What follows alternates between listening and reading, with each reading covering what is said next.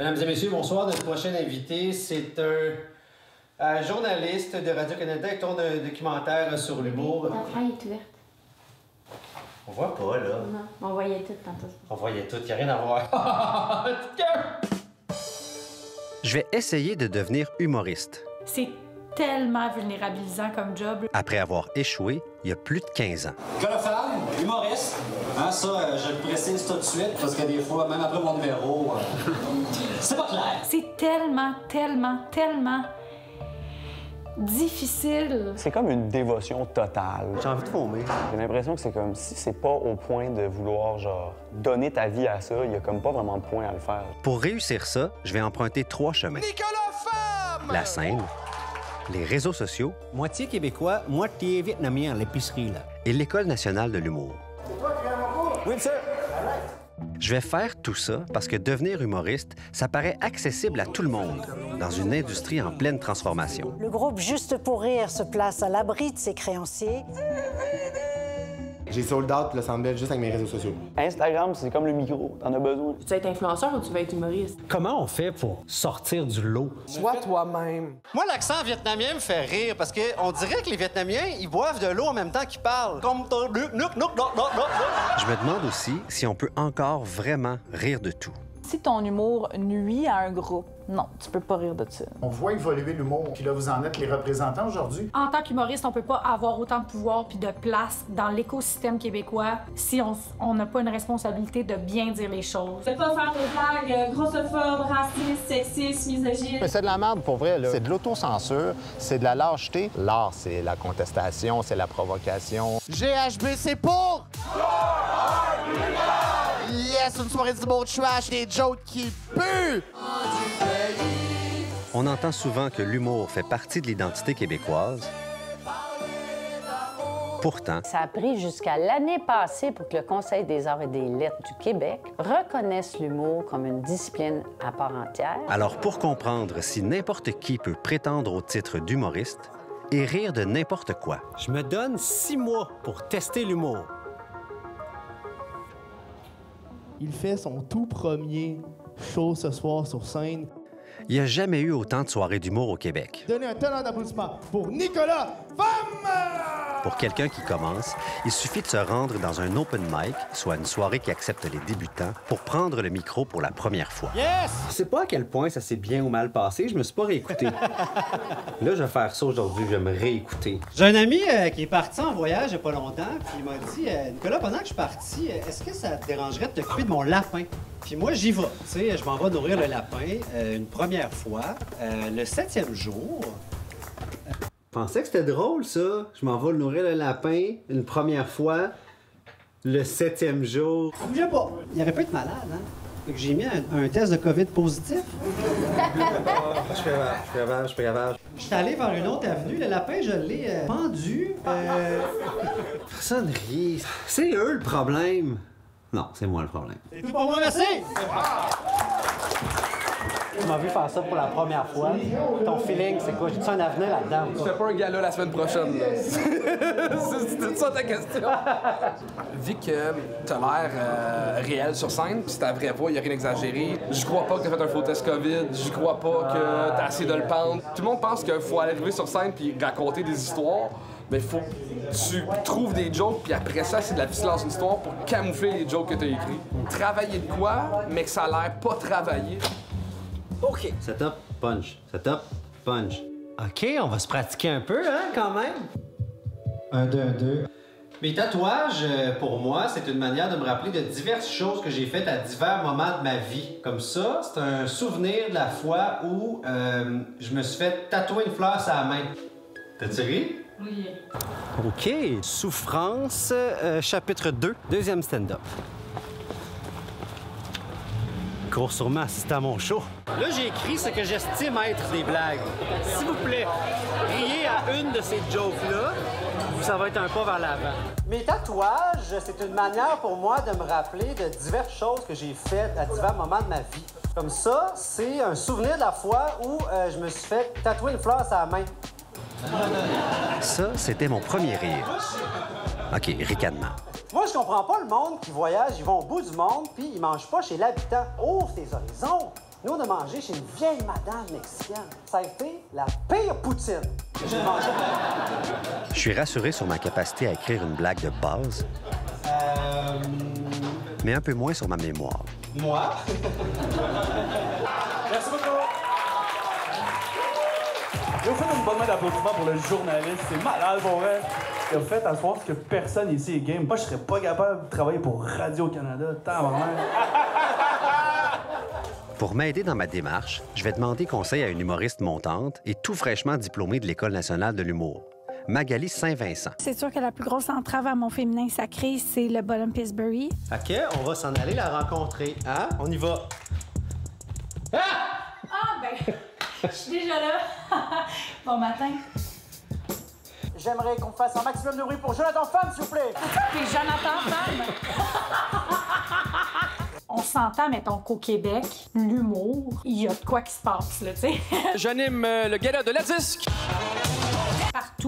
Partout, on veut des humoristes. L'an prochain, le Canada célèbre ses 150 ans. On arrive en tournée partout au Québec. C'est un immense milieu, vraiment lucratif. On est vraiment chanceux là, d'avoir ça. Il y a autant des double, triple A que moi qui est capable de vivre de ça. Je viens d'avoir un...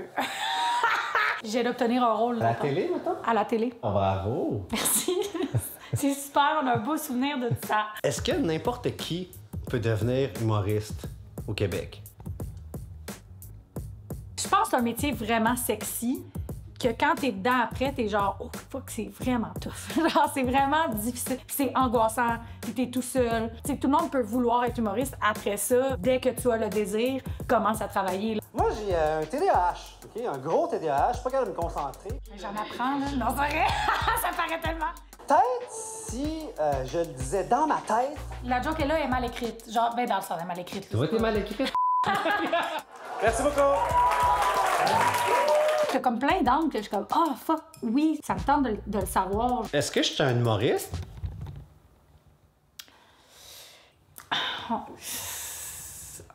Tu as fait de l'humour.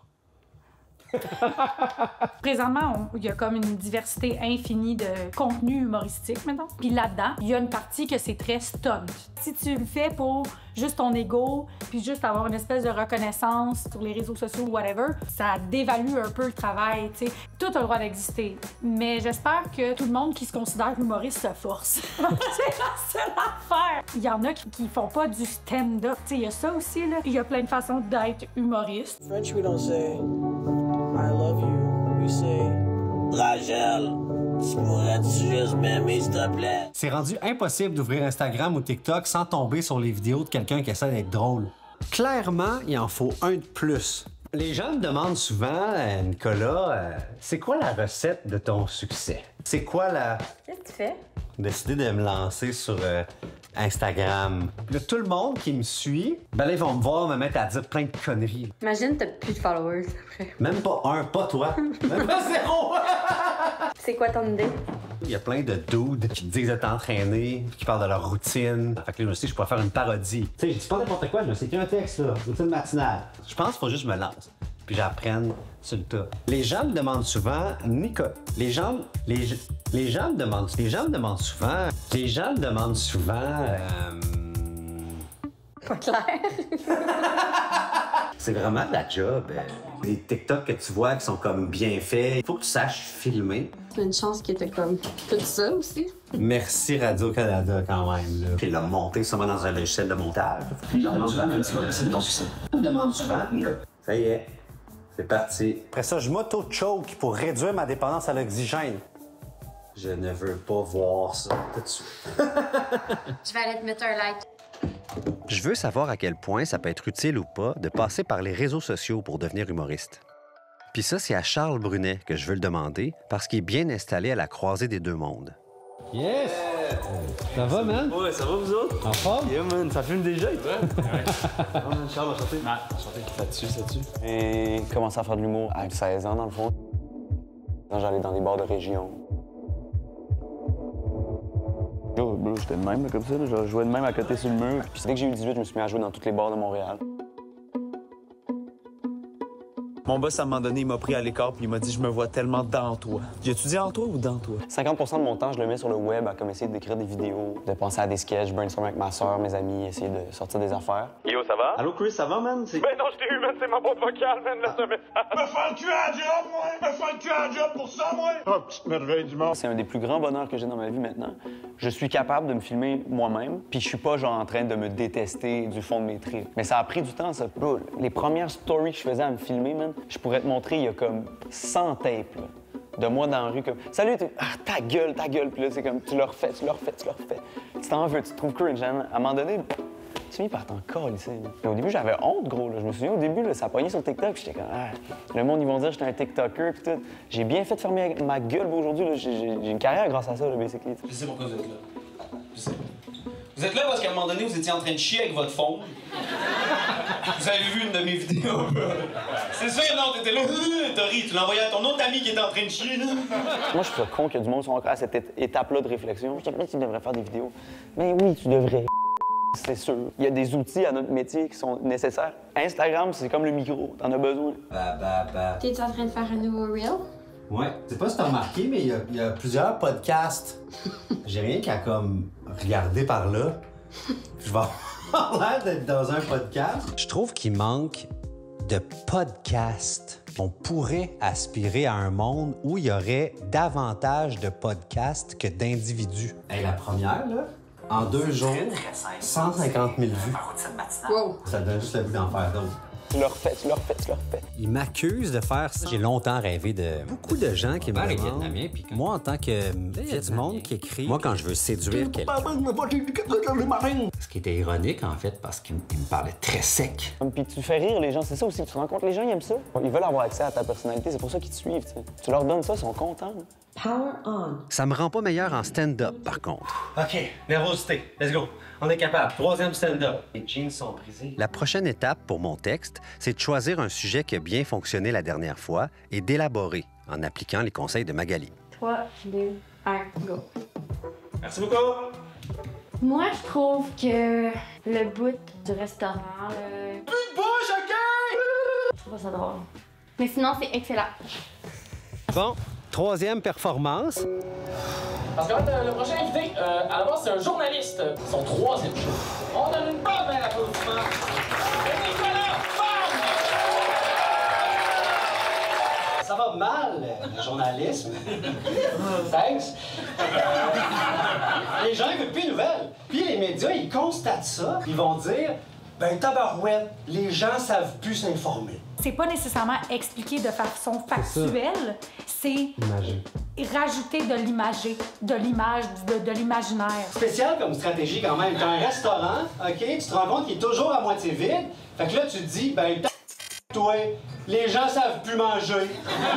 La comparaison est bonne. Tes faits, donne-leur un nom, donne-leur un plat. Il y en a qui essaient de rajeunir les nouvelles, mais ils changent juste en surface. Ils vont dire, OK, parfait, les gens n'aiment plus les sandwichs. À partir de maintenant, on va servir des paninières. Pour être drôle, c'est une fois de temps en temps, tu nous rappelles que t'es journaliste. Mesdames et messieurs, bonsoir. Alors voici tout ce qui va mal. Imaginez, par contre, si vraiment les chefs d'antenne, ils parlent comme ça pour vrai chez eux, dans l'intimité. Alors, ma chérie, n'arrête pas, c'est très bon. Tout indique que je vais bientôt arriver.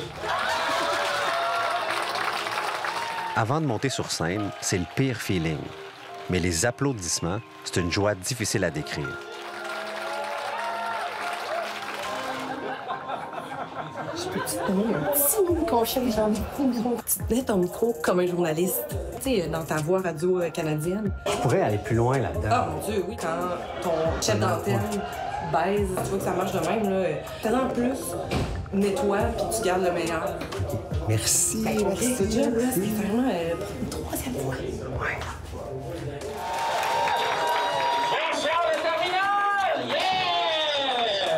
Qu'est-ce que les gens connaissent mal du fait d'animer une soirée d'humour? Des fois, on dirait que le monde pense que l'animateur est pas un humoriste. On est humoriste aussi, on est drôle, on essaye, OK? Merci beaucoup d'être là. Je m'appelle Guillaume, je vais être votre animateur de ce soir.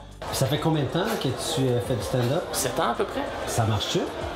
Correct. Il y a une année où j'ai pu en vivre à 100%. Dans ma tête, je suis comme, hey, si t'es capable de vivre de ce que t'aimes faire, c'est déjà un grand accomplissement. Y a-tu un moment où tu t'as douté puis t'as comme pensé arrêter? Ouais. Mais tu vois, c'est là où est-ce que je sens que la passion elle passe par-dessus tout, parce que des moments où j'étais comme, hey, je suis pas bon, puis je vais comme, je suis vraiment fait pour ça, il y en a eu comme des centaines. Mais on dirait des moments où je me suis dit, je vais arrêter puis plus faire ça. Pas vraiment. Fait qu'il y a comme une espèce de, je sais pas, de détermination qui a jamais quitté. Il y a plus de 900 humoristes dans la province, dont les 3/4 font partie de la relève. Et environ la moitié d'entre eux gagnent moins de 40 000 $ par année. Est-ce qu'il y a trop d'humoristes? C'est une question, man. Non, man. Tant mieux s'il y en a plein. C'est triste si c'est ça ta mentalité de comme, oh non, on est trop. Tu vois quelqu'un qui te ressemble, tu te dis, ah là, il m'a pogné ma place. C'est comme, ben, peut-être que ce que tu fais, c'est pas assez unique, en fait. Si t'offres ce qu'il y a à l'intérieur de tes tripes, ben, il y a personne d'autre qui peut sortir ça. On vient qu'on sait plus, là, genre, répondre à ça, là. C'est comme si tu t'offres être une fille en humour, là. Tu sais, je suis comme. Bon. Je peux y répondre. Ben, c'est parce que s'il y en a plus dans le jeu, c'est intéressant aussi. Oh, mais il y en a encore un, là. On va pas dire que c'est réglé, Chris, on va l'échapper dans 2 minutes, là. C'est quand même tough. On a encore du chemin à faire. Puis, tu sais, j'ai pas croisé une fille depuis vraiment longtemps sur un pacing parce que je suis tout le temps la seule fille sur le pacing. Un pacing, c'est la liste des humoristes qui vont jouer dans une soirée. Devant la quantité de pacing 100% masculin publiés chaque semaine au Québec, 2 humoristes féministes ont lancé une page Instagram pour les recenser. Ça s'appelle « Pas de filles sur le pacing ». Il fait beau, hein? Ouais, il fait beau, Nick. Hein, il fait beau, hein? Ouais, il fait beau. Hein? Ouais. Salut! Allô?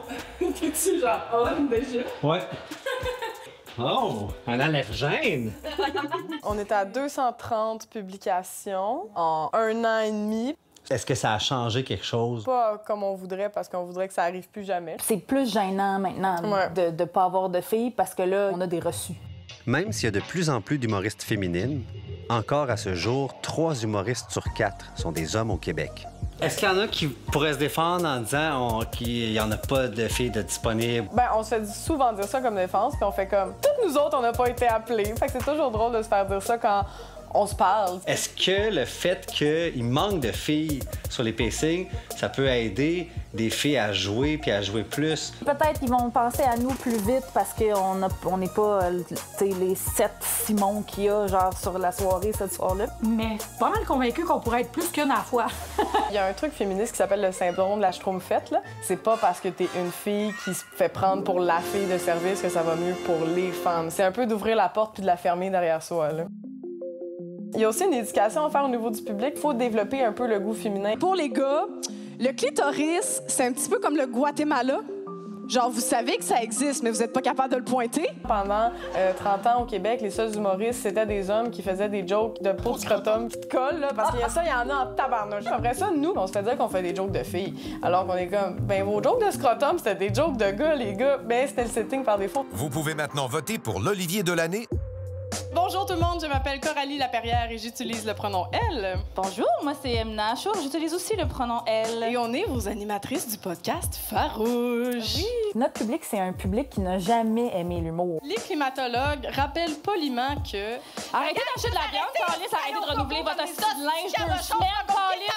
Combien de fois je me suis fait dire, hey, j'avais jamais entendu un humoriste sur scène parler de sujets qui m'interpellaient. Ton tanné qu'on les écoute pas, c'est comme les féministes. Oui, c'est ça. Faut abreuver un peu le public de différentes sortes d'humour puis qu'ils réussissent à trouver d'autres affaires drôles. Bon, eh bien, même poutine, hein? Même ouate, bouche sèche, souffle court. Et là, ce soir, il y a un petit quelque chose de plus. Rentrer dans un lieu mythique. Le Bordel, c'est un comédie-club qui a été ouvert en 2015 par plusieurs des humoristes les plus en vue au Québec. C'est un peu la référence en la matière. Il est partout, lui. On joue à combien de Charles rentrent dans la même pièce? T'es là pourquoi, là? Pour faire le gang show. Et le Gong Show, c'est un spectacle d'amateurs en humour qui est présenté au Bordel et sur le web, inspiré des talent shows américains. À chaque épisode, les participants présentent un numéro de 3 minutes dans une liberté totale. Le premier pacing signé par les membres fondateurs du Bordel, la gang de pas de filles sur le pacing m'ont déjà offert 500 pour. Alors, Ça fait 30 ans que notre accès à l'humour, c'est les galas, comédias, juste pour rire, où ils mettent des vedettes qui sont des comédiens avec des textes écrits par des auteurs, des rires en canne. On en a fait des shows, puis on se fait couper des numéros, on se fait couper des blagues. Là, c'est n'importe qui vient essayer ce qu'ils veulent. Et ça donne des numéros qu'on verrait pas ailleurs. Faites un maximum de bruit pour Yann-Paul Léal! J'ai jamais fait d'open mic encore, fait que ça devrait être vraiment cool. C'est la première fois que tu parles dans un micro devant une foule. Exactement. On prend ce risque-là. Hey, moi, le psychologue, il m'appelait Patrick, là. Je nommerais ma clinique psychopathe. Si les juges te trouvent mauvais, ils donnent un coup de gong. Et si tu finis tes 3 minutes, tu passes le test. Je pense que ça a aidé aussi au public de comprendre c'est quoi un open micer, c'est quoi quelqu'un de la relève, c'est quoi un professionnel. Bon, je suis un peu moins nerveux que l'autre fois. Quel joke. Je fais des jokes de mes Reels sur Instagram, donc je sais que c'est drôle. Toi, tu te sens-tu drôle?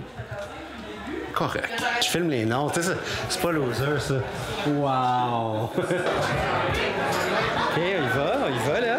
Hey, man, j'aime beaucoup ce que tu fais. Enchanté. Moi, je viens juste de filmer son nom comme une groupie. Ça doit être à ça que ça sert, Instagram. Enchanté, Martin, enchanté.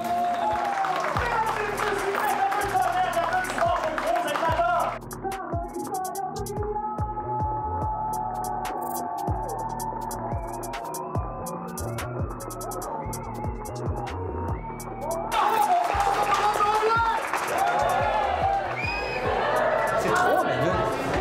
3 minutes de ma vie, j'ai les jambes toutes molles. Est-ce que c'est plus facile de devenir humoriste maintenant qu'à peu près n'importe qui peut s'essayer en humour? Ou est-ce que c'est plus difficile? Parce que vu que c'est plus facile, tout le monde s'essaye, fait qu'il y en a plus. Bien, mettons, pour faire une mauvaise comparaison avec le hockey, il y a plus de patinoires, fait que c'est plus facile d'essayer le hockey, mais le fait qu'il y a plus de personnes qui peuvent essayer le hockey, c'est encore plus dur de rentrer dans la Ligue nationale. Est-ce que vous êtes prêts à casser ce show-là? Plus fort que ça! Yes! Le prochain, c'est un journaliste de Radio-Canada qui s'essaye en stand-up. Mesdames et messieurs, Nicolas Femme!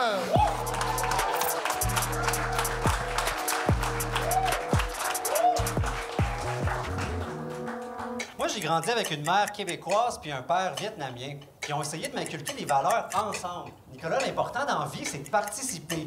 Tant que tu gagnes. OK? Gagne.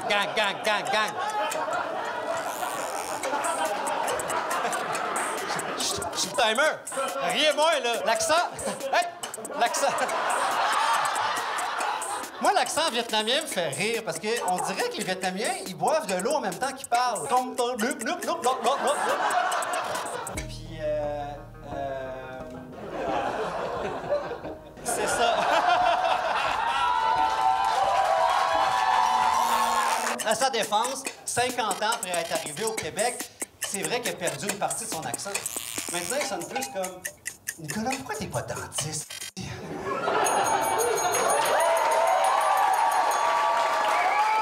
Fais-tu du stand-up pour un documentaire pour Radio-Can ou c'est que tu vois les coupures arriver?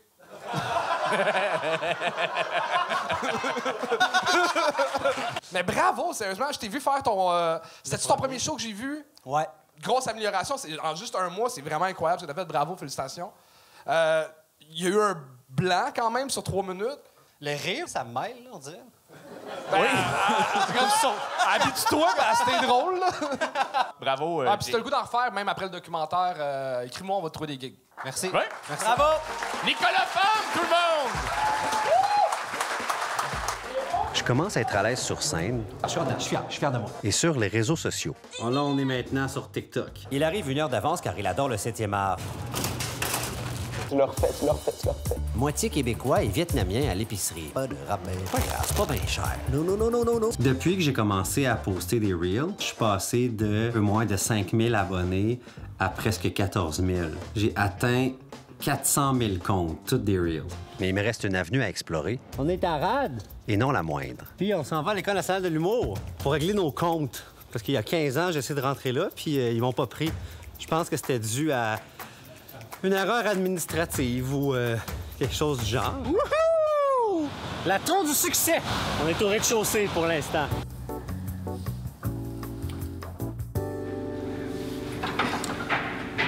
Lui, il est en haut de la tour du succès, hein? Au Québec, à peu près la moitié des humoristes sont autodidactes. L'autre moitié a étudié ici. Laisse-moi pas tout seul, là. Ah non. J'ai pas d'amis. Pas encore. Est-ce que vous essayez comme tout le temps d'être drôle les uns avec les autres? Ça devient lourd, là. Des fois, il y a des cours qu'on est comme, OK, faut arrêter de puncher la gang. Faut qu'on fasse le cours. Ouais, il y en a qu'il faudrait qu'ils ferment leur gueule plus souvent. Genre moi, là, mais...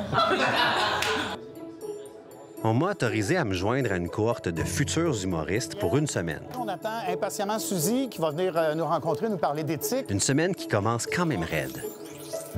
Aujourd'hui, on parle de liberté d'expression, des limites et de l'éthique que vous pouvez développer comme humoriste. Est-ce que quelqu'un veut résumer les faits de l'affaire Wild contre Québec? Êtes-vous bien au courant quand même de ce qui est arrivé?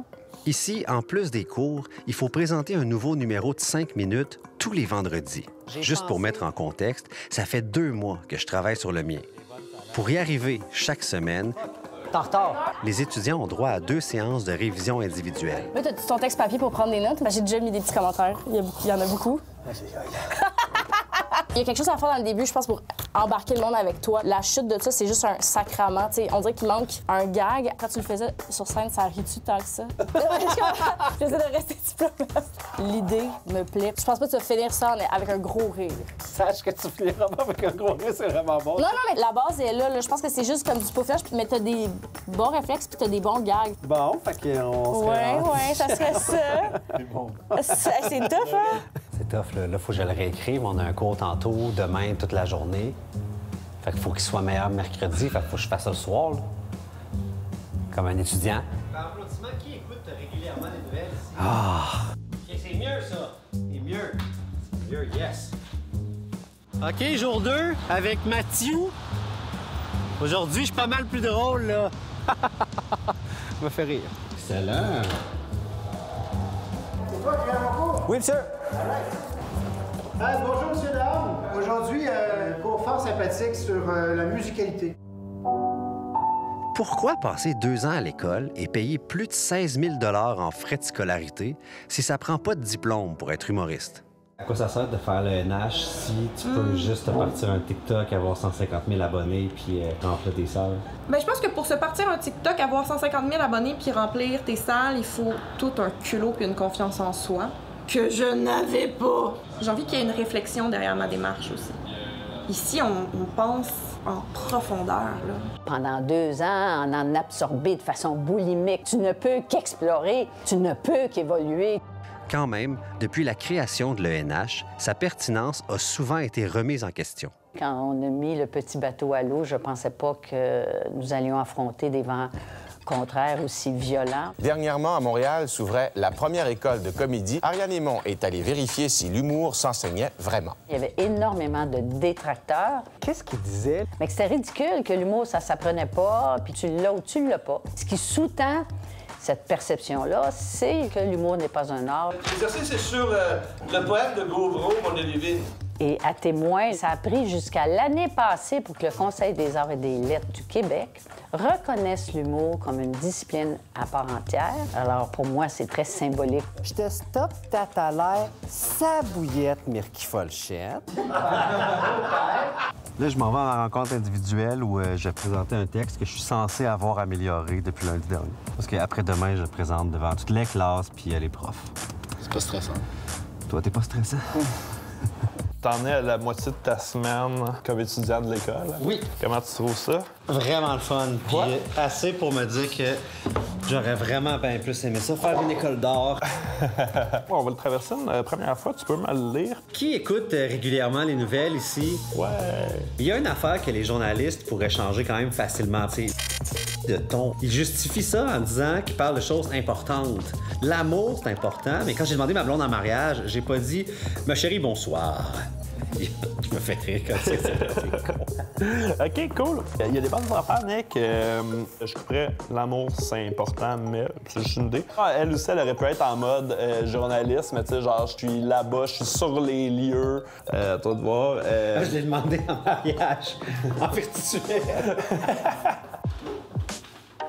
Et on réécrit tout. OK, les commentaires. Au moins pour la 20e fois depuis le début de l'aventure. Pas sur mute, au gym, pas au gym sur mute. Et là, en plus des cours et des devoirs, il faut continuer à faire de la scène. Le jockey à soir.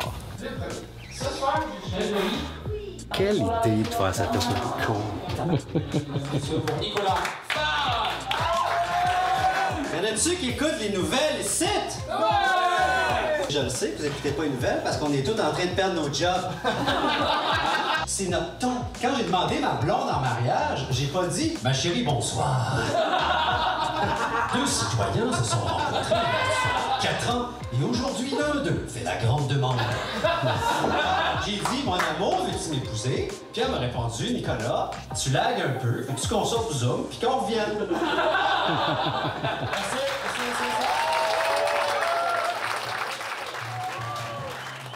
Il y a quelque chose qui s'apprend pas que t'as. Il y a un aspect qui est tellement technique dans l'humour, dans le sens qu'il faut comprendre comment écrire, comprendre son personnage de scène ou pas, mais il y a un charisme que tu pourras jamais acheter, tu pourras pas apprendre à l'École nationale de l'humour. Tu l'as, cette présence-là. Moi, c'est plus ça que je regarde que c'est quel auteur tu es, parce que tu peux apprendre à être un auteur. Hey man! T'es prêt? Let's go! Bonjour! Moi, j'aime mieux accompagner les gens dans leur démarche créative que de décider de leur vie. Tu sais, je disais, vous faites l'école, vous êtes super bon, puis il n'y a rien qui décolle. Pourquoi? Ben, peut-être parce que le public n'est pas tombé en amour avec vous. Moi, je crois à ça. Puis des fois, t'es pas dans la bonne période, t'es pas dans le bon temps, on n'a pas besoin de toi. Encore? Pendant plusieurs décennies, la réussite en humour passait de près ou de loin par Juste pour rire. Il y avait une manière de devenir, mettons, humoriste. Il fallait que tu passes par les galas Juste pour rire. C'était comme une machine, un chemin vers que tu deviennes une star. Mais t'attendais que tu sois choisi. Quand j'étais petit, moi, je l'imaginais, la trajectoire. Sur scène, là, c'est plus ça. Mais depuis la pandémie, Ça va mal! c'est entre autres par les réseaux sociaux que se sont fait connaître plusieurs des humoristes qui ont le plus de succès actuellement. Faut que tu sois sur les réseaux sociaux. Là, avec l'autonomie de la carrière, tu peux être proactif avec toi-même. Toi, t'as rempli le Centre Bell. J'ai sold out le Centre Bell juste avec mes réseaux sociaux. Ça te donne accès à un public, puis notre métier, c'est l'accès à un public. Tu serais le meilleur, puis il n'y a personne qui te voit. T'as pas de job, là, tu sais. Moi, ça m'a apporté tellement gros. J'aurais aucune carrière si j'avais juste compté sur les soirées d'humour, là, tu sais. C'est à coût de 50$, puis c'est comme, tu sais, c'est super le fun, là. Mais c'est pas comme ça que tu gagnes ta vie, tu vois. Moi, si je mets une story, le monde, il clique, puis boum, c'est ça qui vend mes billets, basically, là, tu sais. Pour les futurs humoristes, les réseaux sociaux, c'est clairement une opportunité. Mais c'est aussi une pression additionnelle. C'est beaucoup plus difficile de réussir quand t'as pas une grande présence sur les médias sociaux. Là, moi, j'en ai pas une très grande. Puis c'est quelque chose qui me complexe. Des fois, je regarde des sketchs vraiment gougou gaga, que t'es comme voir qu'il y a genre 100 000 personnes qui ont liké ça. Mes affaires sur quoi j'ai travaillé, puis que je me casse la tête, comment ça se fait que ça marche pas? Les étudiants et étudiantes, ils comprennent que ça tient à eux, là. Tu sais, il n'y a pas de miracle. Ils sont aussi très anxieux, très anxieux. Mais en même temps, j'ai choisi d'être ici puis de faire ça, puis je le savais. Tu vis des moments à vide, tu te compares. Des fois, tu vois quelqu'un et tu te dis, pourquoi c'est pas moi qui est là? J'essaie en ce moment de me concentrer sur le plaisir que ça m'apporte. Faut que je dise mes jokes, il y a ça aussi, tu sais. Il y a comme le besoin de partager ta joke. Puis après, s'il y a 100 likes puis il y en a pas 1000, ben c'est 100 pareil, tu sais. C'est quoi que tu veux? Veux-tu être influenceur ou tu veux être humoriste, tu sais? Tu sais, des fois, je me demande, genre, si j'avais plus à faire de sketch, est-ce que j'en ferais? Puis je pense que oui, parce que j'aime beaucoup ça, là, ça me fait beaucoup rire, tu sais. Mais je veux attirer de l'attention pour que les gens viennent écouter le spectacle, tu sais. La scène demeure quand même un lieu privilégié où tu as un contact avec le public. À la fin de la journée, il n'y a que le spectacle, en fait. Je ne suis qu'un stand-upper. Ça, c'est clair dans ma tête. OK, fait qu'aujourd'hui, c'est vendredi, c'est la dernière journée, puis là, il faut que je présente mon numéro devant tout le monde. T'es-tu nerveux, toi? Moi, je suis nerveux. T'es nerveux pour moi? C'est la première fois qu'il joue avec nous. Donc, qu'est-ce qu'on fait? On va lui donner beaucoup d'amour. On applaudit, on applaudit, on applaudit! Moi, j'ai grandi avec une mère québécoise puis un père vietnamien. On m'a souvent complimenté pour avoir les yeux un peu bridés, mais en réalité, j'étais juste perplexe. Quand je partais en voyage, ma mère me disait « Nicolas, amuse-toi bien ». Mon père, il me disait « Nicolas, fais attention de ne pas attraper la bactérie mangeuse de Sheila ». Est-ce qu'il y en a qui écoutent les nouvelles ici? Ouais. Pas au gym sur mute, là. Ça compte pas, ça.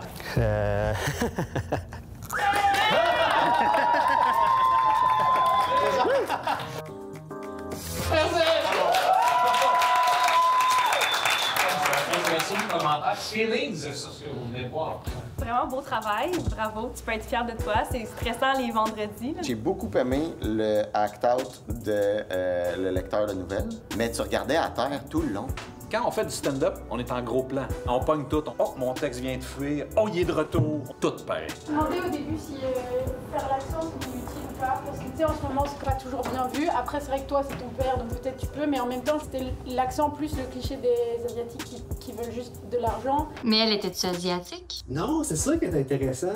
Les Viettes, en dessous de mes vidéos, ils commentent tout « Ah, mon père est de même, ma mère est comme ça », puis là, ils rajoutent des exemples, mais c'est un stéréotype. Mais c'est vrai, fait que je sais pas. Pourquoi moi, j'aurais le droit parce que mon père est Viette, puis quelqu'un d'autre n'aurait pas le droit? Je me pose exactement cette question-là. Est-ce qu'on peut rire de tout? Je me suis vraiment posé longtemps, mettons, la question si moi, j'écrivais un numéro sur mes boss asiatiques en restauration qui ont été tellement importants pour moi, là, tu sais. Tous les act-outs que je ferais, je suis comme, fuck, je le fais-tu ou je le fais pas? Pourquoi tu fais plus ton accent chinois?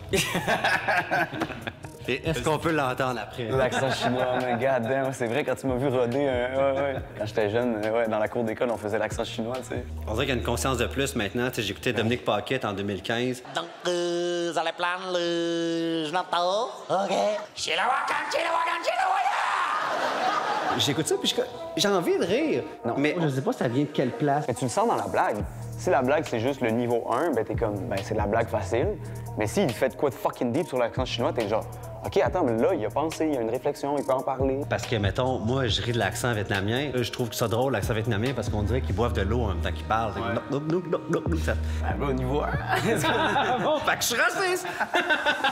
Mais tu sais, t'as le droit. Mais c'est même pas une question de droit. C'est comme, tu sais, tu commences à faire de l'humour, tu te lances, tu parles déjà de trucs qui sont proches de toi. C'est pas le serveur à un moment donné où... Fais-le. Est-ce que tu ferais un accent chinois sur scène ou pas? Ben oui, si c'était pertinent, approprié. Je voulais poser la question à Guy Nantel, parce qu'à une époque où on a l'impression qu'on peut plus tout dire, il y a la réputation de le faire. Nicolas, est-ce qu'on peut tous se tutoyer? Bien sûr. Il n'y a pas d'histoire de tu fais pas d'accent ou il n'y a pas ce type de règlement-là. Pour moi, ce qui va faire que ça va être moins réussi, c'est que si tu es le 614e à faire la même Christine niaiserie, il n'y a plus d'humour. Parce que l'humour, il faut qu'il y ait un élément de surprise puis de créativité. Mais après ça, je veux dire, si ça marche, ça marche. T'sais, si ça fait plaisir de le faire puis ça fait plaisir au public. Le prochain, c'est sa première fois à la Brevoire. C'est un journaliste de Radio-Canada qui teste l'humour, mesdames et messieurs. Moi, j'ai une mère québécoise, puis j'ai un père vietnamien. OK? Puis ils ont essayé de m'inculquer des valeurs ensemble. Mon petit coco, profite de la vie sans dépenser ton argent. Mais l'histoire des préjugés, c'est complètement con de réfléchir comme ça. Je veux dire, l'humour, c'est basé sur des préjugés. Tous les gags, ils doivent avoir un fond de préjugés. Sauf s'il y a 50% de rabais. Si le public dans la salle n'a pas un jugement à la base sur la chose que tu traites, il n'y a pas de gag. Peut-être que l'humour devrait servir à désamorcer les préjugés. Tu sais, si on rit du personnage... Fais des conférences, si tu veux faire ça. Fais des conférences. Écris des livres dans les bibliothèques. L'humour, ça sert à faire rire le monde. Un jour, je disais à mon père, « Papa, j'ai décidé que j'allais devenir humoriste. » Les yeux, ils ont débridé de même. Pau! Qu'est-ce que t'as pensé de ça? Ben, bro, tu l'as pété. Tu joues en crise, là. Fait que tu continues? Oui, man. Ça me faisait rire, d'eau, parce que l'accent, tu sais. Je te jure, il y a du monde, je les vois rire, puis je suis comme... Ils rient un peu parce que, genre, ils peuvent en rire live, tu comprends un peu, genre? Ils sont comme contents de, ben, c'est comme... pouvoir en rire. Ouais, tu sais, c'est un peu comme... on dirait que ça leur manquait juste le layer de l'accent, tu sais. Parce que toi, c'est pas ça que tu utilises. Tu utilises une joke par-dessus ça, tu comprends? Mais je pense qu'il y a du monde, juste ça vient les chercher. Est-ce qu'on peut encore rire de tout? La limite est claire, nette et précise. Toutes les mêmes limites que tous les citoyens ont, c'est-à-dire la diffamation, l'incitation à la haine, la limite légale. Après ça, il n'y en a pas de limite. Si tous les humoristes semblent d'accord pour dire que la liberté d'expression, c'est fondamental, il y en a de plus en plus qui choisissent quand même de s'imposer certaines limites. Moi, je pense qu'on peut rire de tout. Oui, mais les groupes marginalisés, là, ils n'ont eu assez sur la tête. Là. Moi, je pense que si ton humour nuit à un groupe, accentue les stéréotypes, cause de la violence, non, tu peux pas rire de ça. Moi, je vais jamais faire des blagues sur des gens pour qui je représente un oppresseur. Si les gens rient pas parce qu'ils sont blessés, ben on n'a pas réussi à quelque part. On voit évoluer l'humour. C'est pas venu du jour au lendemain, ça, là. Ça fait des années, puis là, vous en êtes les représentants aujourd'hui. C'est quoi mes limites? Il faut que j'y pense, parce que mon prochain stand-up... On se tente pas d'aller là, hein? ...est à une soirée dite bienveillante. Bienvenue au Snowflake Comedy Club! C'est un show donc d'humour bienveillant. bienveillant. On demande à tous les humoristes de faire attention, de ne pas avoir de propos discriminants, de ne pas faire de punch down. Le petit niaisage de puncher up, puncher down, là, c'est ridicule. Donc, de rire des gens qui sont dans des positions moins privilégiées que nous. Premièrement, t'es qui, toi, pour être l'arbitre de qui est vulnérable ou pas? Je trouve qu'en ayant cette posture-là, c'est toi-même qui crée de la discrimination et qui porte un jugement sur les gens. Ils en font des blagues, eux autres, sur eux autres mêmes. Tout le monde rit de tout le monde dans la vie. On demande de ne pas faire de blagues qui pourraient être homophobes, transphobes, sexistes, racistes, grossophobes, etc. Sexiste, homophobe, raciste, selon qui? La personne qui décide, ça va être le public. Toi, tu te poses des questions, tu essaies de trouver la ligne la plus claire sur ton angle. Si tu ris de l'absurde d'une situation, t'es pas en train de rire des gens, t'es juste en train de rire d'un décalage ou de peu importe. Non, mais c'est de la merde, pour vrai. Là. Moi, je connais plein d'humoristes et d'artistes là, qui parlent de ça, de bonté, de bienveillance, de pas vouloir blesser. Mais ce qu'ils disent pas, la réalité, là, c'est que ça s'appelle, c'est de l'autocensure, c'est de la lâcheté. De l'autocensure, être gentil, c'est de l'autocensure. Pas vouloir faire de la peine aux gens, c'est de l'autocensure. Si ça, c'est de l'autocensure, je suis à l'aise avec ce niveau d'autocensure-là. C'est tout sauf de l'art. L'art, c'est la contestation, c'est la provocation. C'est en train d'extraire toute la matière qui rend l'art intéressant. L'art, c'est pas être sensible. Si ta manière d'aller toucher les gens autour de toi, c'est de cracher du feu partout, ben ça va brûler du monde, là. La question, c'est ta joke, es-tu rassembleuse ou elle divise? Je pense que l'humour, ça se doit d'être rassembleur. Ah, faisons ça. Un père vietnamien, ça va tout le temps le pire d'une situation. Oh mon Dieu, Nicolas, tu es deuxième de classe. C'est le pire résultat après premier de classe. On peut faire carrière en faisant des accents chinois, mais il y a du monde qui vont pas venir te voir, t'sais. Puis c'est dommage. Être punk dans la vie, c'est de défier, c'est d'aller...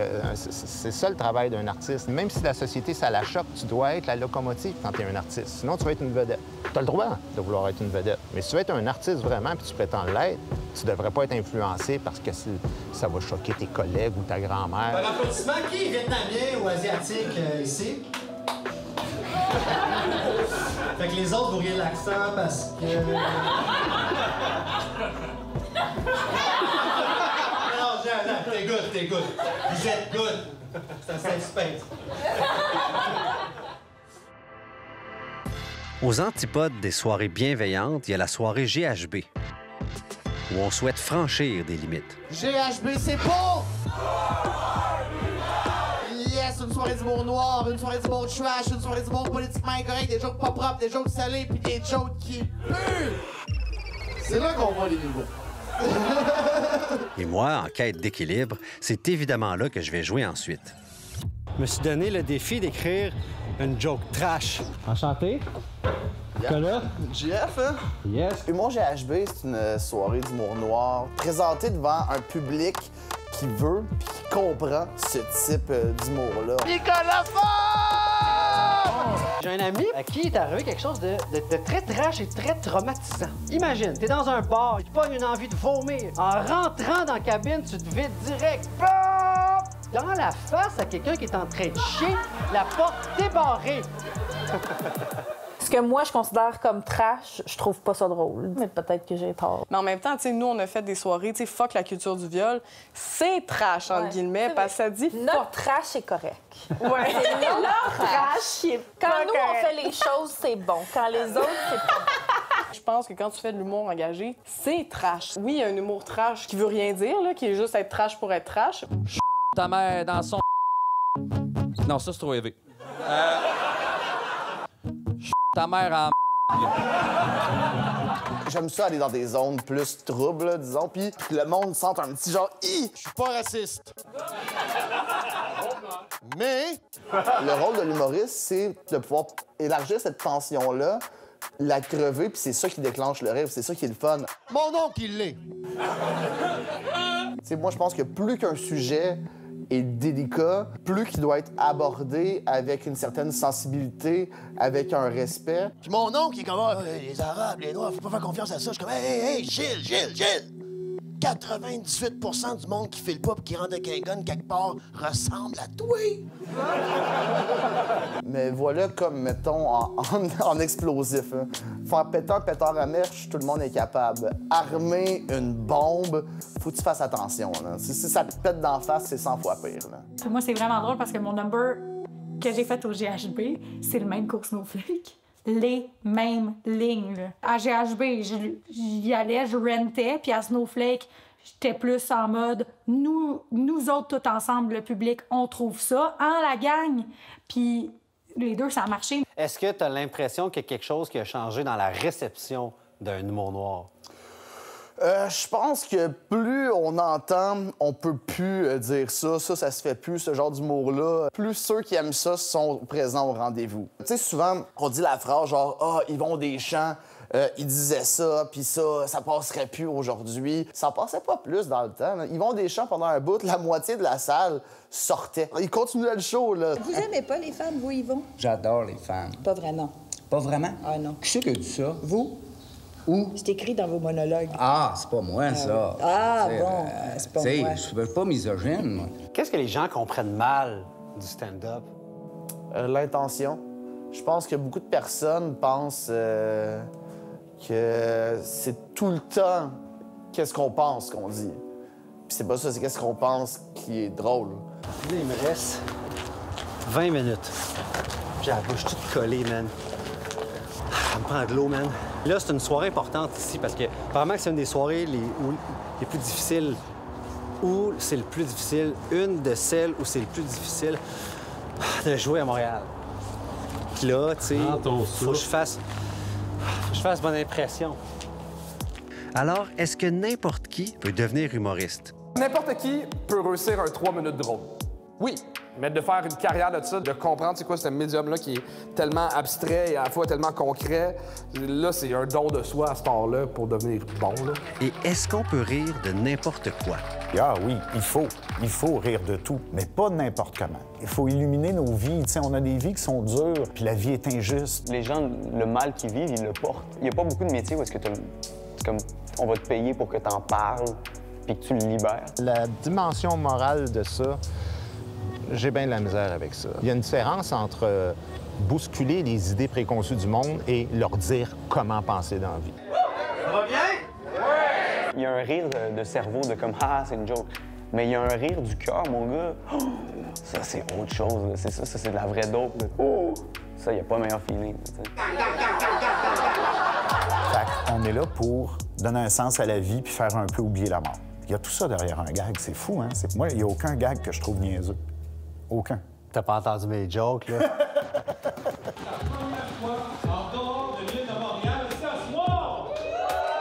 Quant à moi, après une douzaine de stand-up... Il faut essayer de connecter avec le public, ici, dans le cœur. Et une trentaine de vidéos. Tu leur fais. Les gens qu'on croise en hike, il y a un stéréotype infondé. Les parents asiatiques ont une manière très subtile. Il est là à l'ouverture car il déteste les gens. 22 000! Est-ce que j'arrive à la fin de mon aventure ou au début? Quand tu me disais, je peux te booker au bordel, OK? Mon feeling, c'est que ça vaut la peine que je chill, que j'attende, tu sais. Je vais faire mes classes. Reste avec ça. On verra. Je pense que quand tu es humoriste, c'est pas tant quand tu te mets à être payé pour le faire, mais c'est quand tu sais qu'il va y avoir une prochaine fois, genre. Qu'est-ce que les gens connaissent mal des humoristes, peut-être? C'est que quand ça rit pas, on est triste.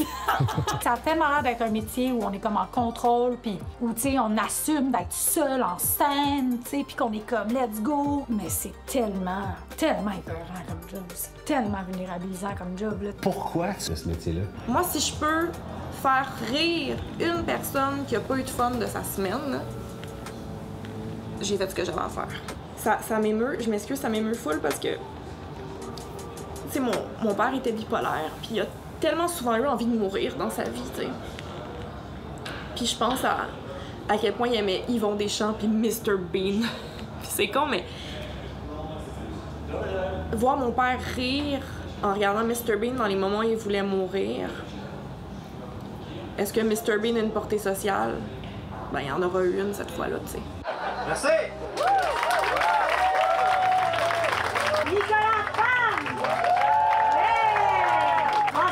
C'est Céline Galipo! Ça serait flag! ce soir, on avait le gars de Radio-Canada qui essaye plein d'affaires, dans le fond. Il a déjà essayé le MMA, la drague. Moi, je pense qu'il essaie de garder sa job.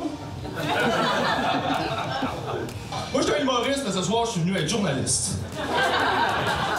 Ouais, c'était super bon, vraiment. J'espère juste que ça va pas donner l'idée à Marc Cassivi, mais...